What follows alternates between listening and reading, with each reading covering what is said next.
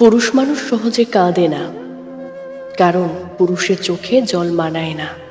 জন্মের পর তাদের মাথায় ঢুকিয়ে দেওয়া হয়, যতই কষ্ট হোক না কেন তোমার চোখে জল আনা যাবে না।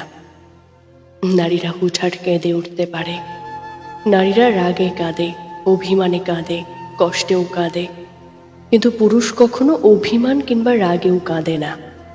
নারীর চোখের জলে ছলনা থাকলেও পুরুষের চোখের জলে কোনো ছলনা নেই।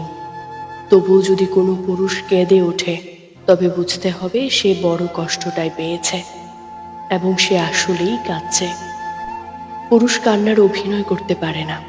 পুরুষের কান্নার দৃশ্য ভয়াবহ, পুরুষের কান্নার কারণ তীব্রতর হয়। তবুও পুরুষেরা কাঁদে। পুরুষ কাঁদে চার দেয়ালের আড়ালে। পুরুষ কাঁদে বারবার ইন্টারভিউ বোর্ডে ব্যর্থ হয়ে সার্টিফিকেটের দিকে তাকিয়ে। পুরুষেরা কাঁদে সংসারের চাহিদা না মেটাতে পেরে। পুরুষেরা কাঁদে বাবা মায়ের চাহিদা পূরণ করতে না পেরে। পুরুষেরা কাঁদে প্রিয়জন হারালে। পুরুষ মানুষ নিজের জন্য যতটা না কেঁদেছে, তার চেয়েও বেশি কেঁদেছে অন্য কারোর মন রক্ষার জন্য। পরিবার, বাবা মা, ছেলে মেয়ে কিংবা প্রিয়জনের আবদার পূরণ করার জন্য পুরুষের চোখের জল মাটিতে ফেলতে হয়। ইতিহাস বলে, যে নারী ইচ্ছাকৃতভাবে পুরুষের চোখের জলের কারণ হয়, সেই নারী জীবনের খুব একটা সুখী হতে পারে না। এটা নয় কোনো পুরুষের অভিশাপ, এটা পুরুষের চোখের জলের কারণ আর দীর্ঘশ্বাস। নারীরা বেঁচে থাকে বাবা কিংবা স্বামীর উপর ভরসা করে, আর সেই নারীর জন্যই যদি কোনো পুরুষের কাঁদতে হয়, তাহলে সেটা সেই নারীর জন্য অমঙ্গল। পুরুষের চোখের জল বিফলে যায় না, প্রকৃতি তার প্রতিদান দেয়। তবে একটা মজার ব্যাপার কি জানেন?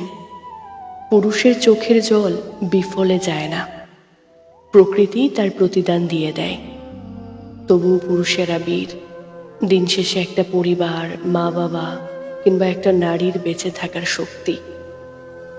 পুরুষকে কাঁদিয়ে যে নারী জীবনে বড় হতে চেয়েছে, তার সারা জীবন ভাঙতে ভাঙতে গেছে।